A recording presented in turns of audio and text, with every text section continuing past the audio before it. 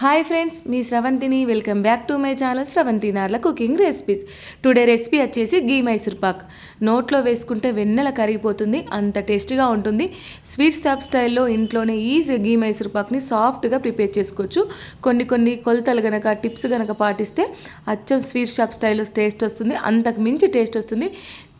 ఇలా తింటూ ఉంటే అలా అయిపోతూ ఉంటాయండి, అంత టేస్టీగా ఉంటుంది. నేనైతే ఇక్కడ మీకు పక్క కొలతలతోటి పక్క మెజర్మెంట్ ప్రకారం చూపిస్తాను.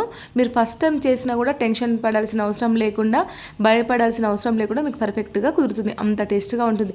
మనం చేత్తో ఇలా విరిస్తే అలా విరిగిపోతుంది, నోట్లో ఇలా వేసుకుంటే అలా కరిగిపోతుంది, అంత టేస్ట్గా ఉంటుంది.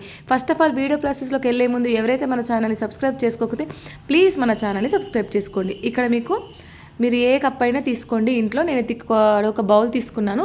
ఈ బౌల్ నిండా నేను శనగపిండిని తీసుకున్నాను. ఇప్పుడు నేను ఏ బౌల్ తోటి శనగపిండి తీసుకుంటున్నానో అదే బౌల్ తోటి అన్ని కొలతలు చూపిస్తాను. కాబట్టి మీరు ఏ బౌల్ తోటి తీసుకుంటే అదే బౌల్ తోటి కొలతలు తీసుకోండి.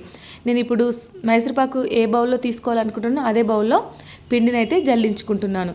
ఇలా పిండి జల్లించుకోవడం వల్ల పిండిలో ఏదైనా ఉండలుగా ఉంటే, ఏమైనా చెత్త ఉంటే వెళ్ళిపోతుంది. కాబట్టి జల్లెడైతే పట్టుకోవాలి పిండి.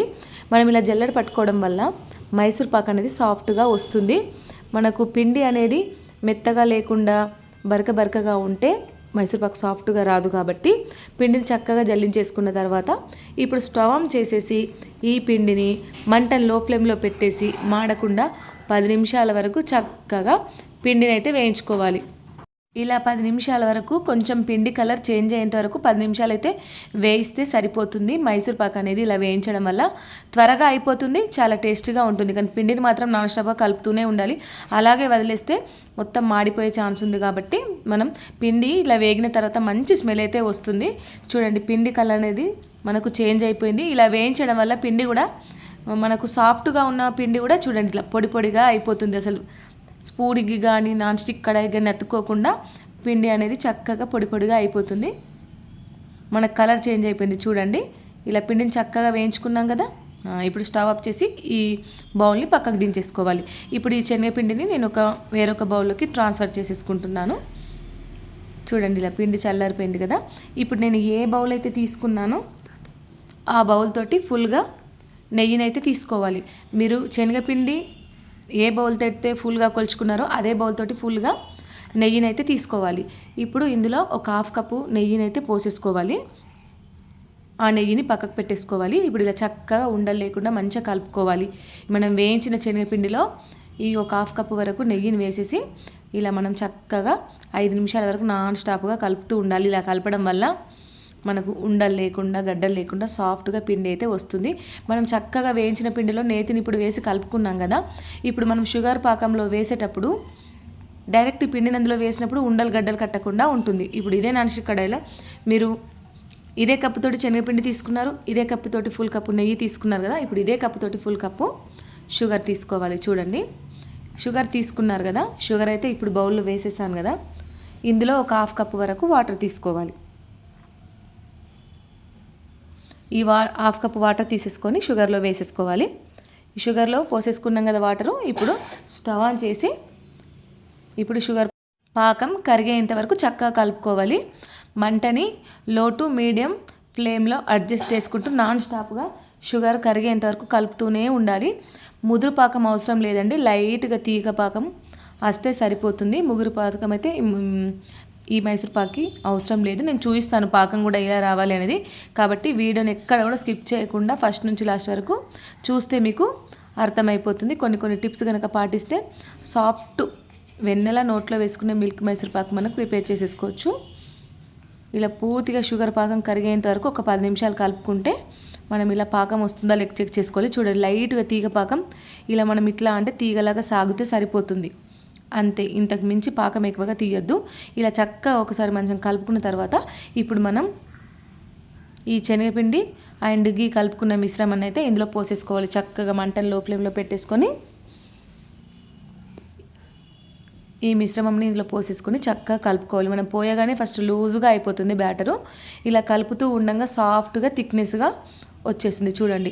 పూర్తిగా ఈ శనగపిండి గీ షుగర్లో బాగా మిక్స్ అయ్యేంత వరకు మనం కలుపుతుంటే ఇలా హెయిర్ బబుల్స్ లాగా మనం ఉడికినట్టు ఇలా తుకతుక ఉడికినట్టు వస్తుంది కదా. ఇప్పుడు మనం పక్కకు పెట్టిన ఒక 1/2 కప్పు నెయ్యి ఉంటుంది కదా, అది కొద్దిగా మధ్య మధ్యలో పోసుకుంటూ గీ మొత్తం అయిపోయేదాకా ఇలాగే మంచిగా ఉడికించాలి. మంచి స్మెల్ వచ్చేంత వరకు మంచిగా దగ్గర పడేంత వరకు ఉడికించాలి. ఇప్పుడు నేను కొంచెం నెయ్యిని వేసేసి ఇప్పుడు కలుపుకున్నాను కదా, నెయ్యి వేసి కలపగానే లూజ్ అవుతుంది.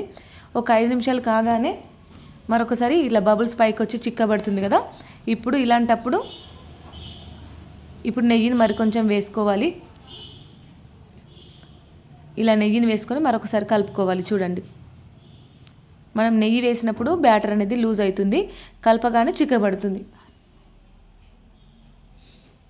ప్యాన్ నుండి మొత్తం ఈ శనగపిండి మిశ్రమం అతుక్కోకుండా ఉండాలి, చిక్కబడాలి. నేను ఇక్కడ పాకం కూడా ఏ విధంగా రావాలో చూపిస్తాను. లాస్ట్ ఫైనల్లో మొత్తం నెయ్యిని వేసేసి మరొకసారి కలుపుకోవాలి. చూడండి, ఈ విధంగా కలుపుకున్న తర్వాత చిక్కబడింది కదా, తీగలాగా వస్తుంది కదా మనకు. ఇప్పుడు ఇలా మనం అంతా బాగా మిక్స్ అయ్యేంత వరకు కలుపుకోవాలి. మనకు బ్యాటర్ చిక్కబడింది కదా,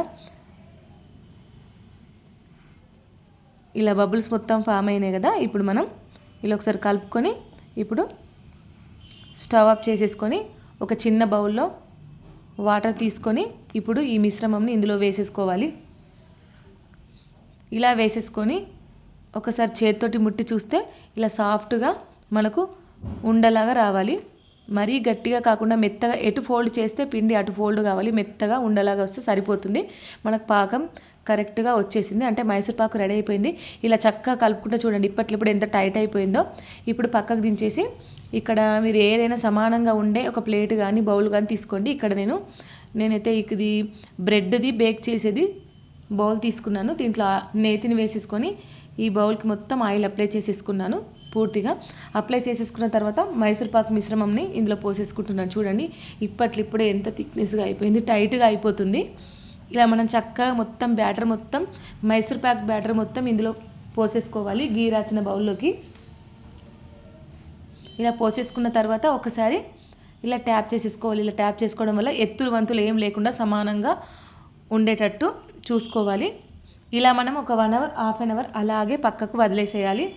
1 అవర్ 1/2 అవర్ తర్వాత మనం తిరిగి చూస్తే మైసూర్ పాక్ అనేది చల్లారిపోతుంది. చూడండి, ముట్టి చూస్తే టైట్గా అయిపోయింది కదా. ఇప్పుడు మనం నైఫ్ తోటి చుట్టూ మనం ప్రెస్ చేసేసుకోవాలి. ఈ విధంగా ఇలా నైఫ్ తోటి చుట్టూ ఘాట్లు అయితే పెట్టేసుకొని ప్రెస్ చేసేసుకోవాలి.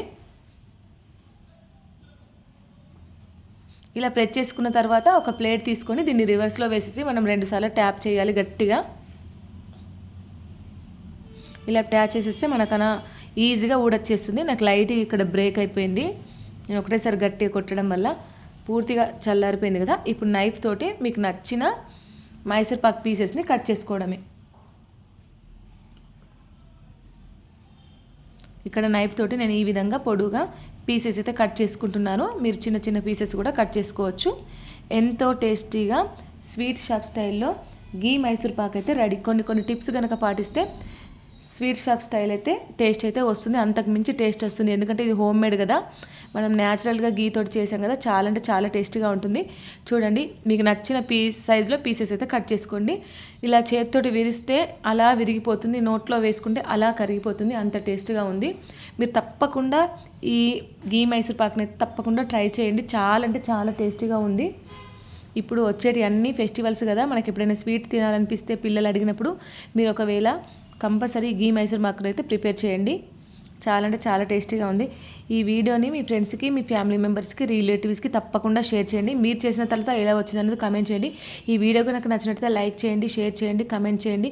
ఎవరైతే మన ఛానల్ని సబ్స్క్రైబ్ చేసుకోకపోతే ప్లీజ్ మన ఛానల్ని సబ్స్క్రైబ్ చేసుకోండి. మీరు సబ్స్క్రైబ్ చేసుకోవడం వల్ల నా నోటిఫికేషన్స్ అన్నీ మీకైతే వస్తాయి. బెల్ ఐకాన్ని ఆన్లో ఉంచండి, ఉందా లేదా కూడా చెక్ చేసుకోండి. అంతేనండి. Thank you for watching. Bye.